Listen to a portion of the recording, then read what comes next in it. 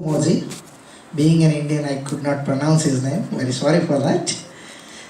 We team members, myself, Chanappa Goda brother from the India, and Maniratna from Nepal, and Muhammad Arif from the Pakistan, Chun Yusu from the Republic of China, Taiwan, and somebody from Vietnam, and Mahinda from Sri Lanka, and Miss Subhas Singh. You see, ourselves and Sri Lankans match to the maximum extent culturally, our oration, everything, but names are far, far away.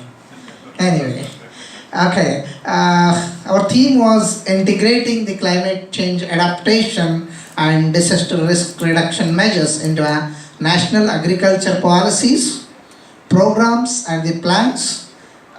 The issues identified by us are 5. We will come up with 8 to 9 issues, out of which 5 issues have been prioritized by us. The first one such issue is the isolated policies on the climate change, disaster risk management, and agriculture, leading to the inadequate implementation of sustainable development goals.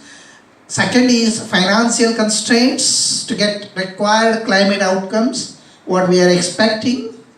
And the third one is inadequate and credible climate information, including emerging transboundary information sharing regarding climate and hydrology issues. A lack of knowledge and skills in handling climate change and disaster risk reduction is another issue. And finally, lack of location specific, profitable strategies for climate change adaptation and disaster risk reduction. These are the 5 issues we arrived and we prioritized based on consensus. The first issue, as I pointed out, isolated policies is an issue why it is happening is this issue because of the challenges, like we are having a centralized decision making without involving the stakeholders concerned. And we are having a very much short-sighted vision. We don't have a long-term plans and programs. And interestingly, the one who is there in the policy making is not having the knowledge. That is a problem. The one who is having knowledge is sitting in this hall. The policymakers are different.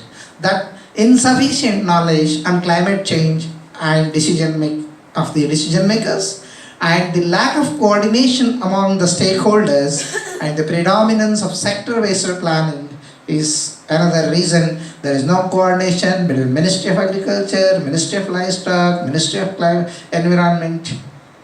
Everybody is doing on a segregated plans, and there is a lack of convergence between the countries. Even bigger countries like India, within the states also there is a lack of convergence. We fought hard with Dr.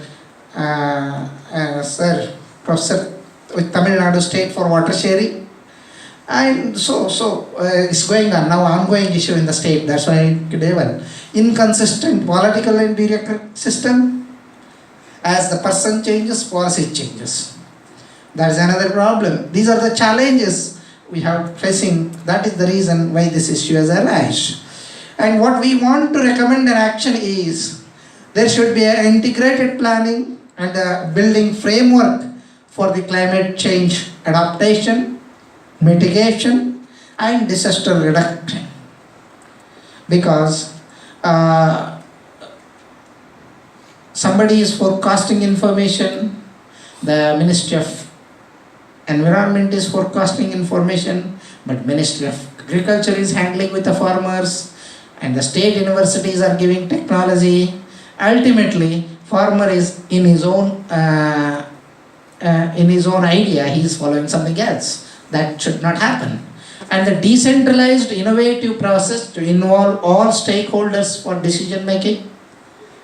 That is where somebody, if they're sitting at the top of the helm of affairs, should not decide, and the policy making should be decentralized, so that it can be a location specific, it can be activity specific, it can be farming specific. The capacity building of our policymakers in convergence with the SDGs, that's why I recommended this action is when they are not knowledgeable, when they don't know what is climate change, what policy they can make. That is the reason now we should build the capacity among the policymakers and bureaucrats. The bureaucrats who are at the end of age, 60, 65, they never heard in the graduation what is climate change, what is the thing and all those things. What they will do? Something merging youngsters with a generation gap is also a reason so that this capacity building is needed. And this activity, this action plan, we recommend for this short time it should happen within 2 to 3 years. Because once this happens, the rest issues can be addressed. And the responsible organizations are national government with the concerned ministries on climate change, disaster risk reduction, and also the state and local government should involve in these building actions. Second is financial constraints. If it is not there, finance is not there, nothing will happen. Why financial constraint is arising is, do we know how much is required? Really, none of us are having an answer for that. To address the climate change, to address the disaster, how much is required? Only we say post-disaster, this was the loss, this was the investment, this was the expenditure. But if a disaster comes, we don't have quantification for that. And another is reluctance of private sector participation with the public sector. As the risk is more, private sector don't want to come here. And non-alignment of financial resources towards climate outcomes. Whatever we are funding the agriculture, that should be that funding should align towards the climate outcome. We are funding more and more for fertilizer, we are funding more and more for those which are affecting the climate, then we can't expect the funding. And the lack of capacities in developing the funding proposals among the key stakeholders. Many of the research organizations, researchers, scientific leaders don't know to whom to approach, how to approach. That is where capacity building is required. We propose an action of establishing a bilateral and a multilateral cooperation to fetch international and the national funding for this. Specifically, international funding, I'm happy to announce here, yesterday we had one big bilateral cooperation with Japan for establishing environmental friendly bullet train. This is also our action towards climate change protection, climate change adaptation, and building infrastructure of state of art. So like that, if the leadership minds, this first action is possible. And the second one is developing the quantification methodology for proper estimation of climate change adaptation and disaster risk reduction.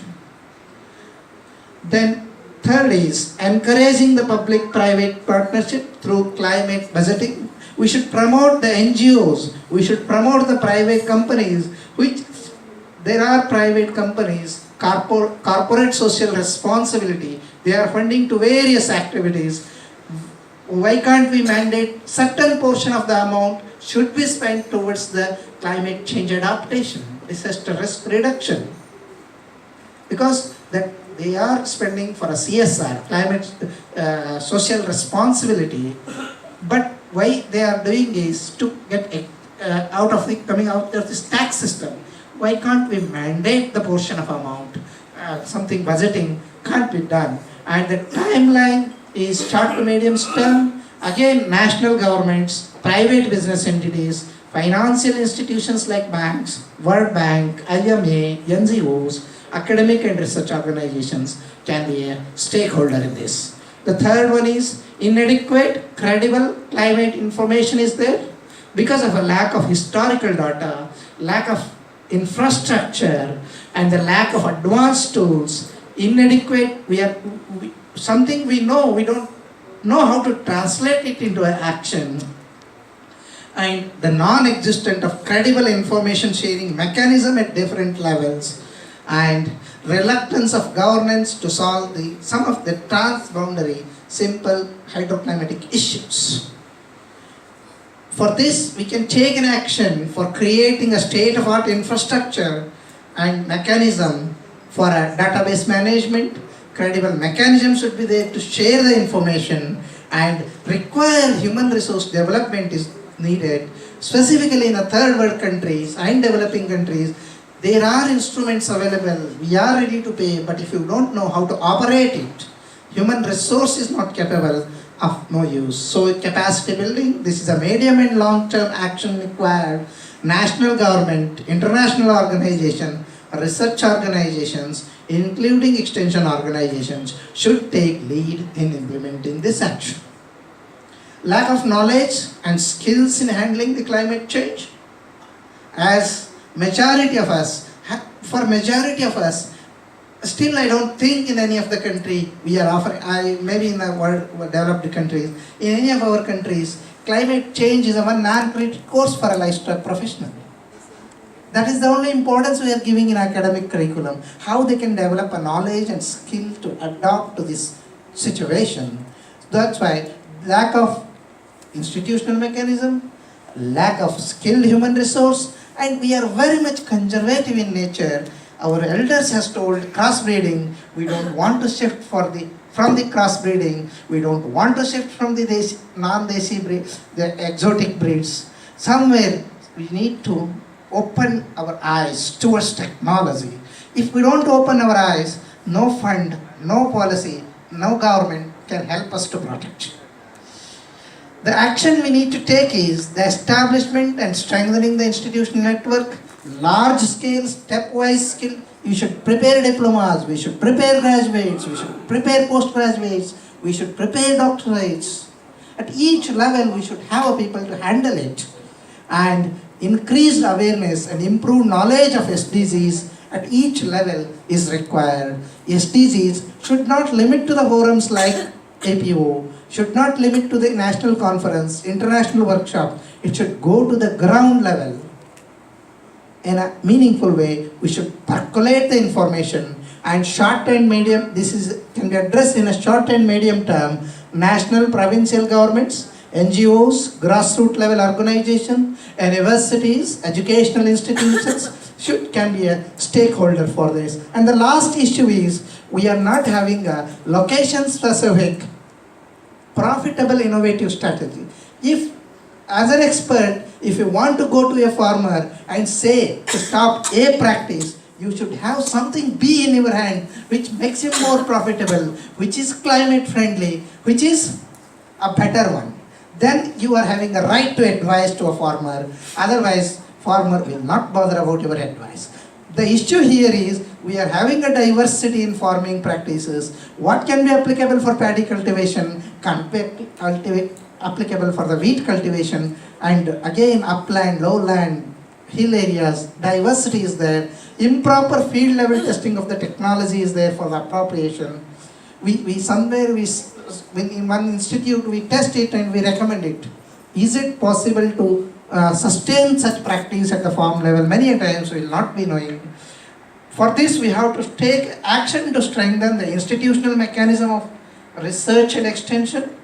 We should promote the participatory models of technology development involving the farmers, and there should also be a stringent technology validation mechanism for this. This can be taken up in a short to medium term of up to 5 years, I can say. And the responsible organizations involved in our state and local administration, but mainly research and academic organizations and community organizations and farmers groups can be effectively utilized to come out of a strategy for this. And this is the team at work, and thank you. Any questions? Give me 1 minute. Our vehicle is ready for anyone who want